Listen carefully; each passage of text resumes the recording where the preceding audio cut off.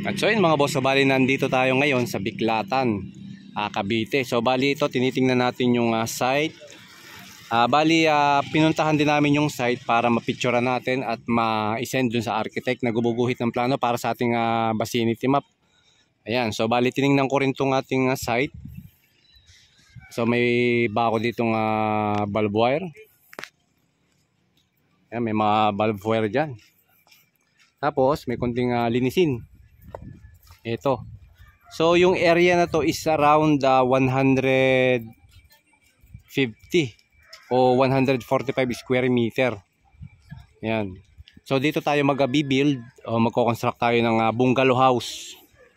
So dito, made out of concrete and light materials. Yan, may roof deck din yung ating gagawin dito. Yan. So bali ang may-ari nga pala nito is from New Jersey, sila Ma'am Scarlett.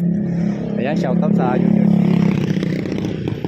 Ayan, so nandito kami ngayon. Kausap namin yung bayaw niya para dun sa may kinuha kaming form na pipilapan. Okay, para dun sa permit.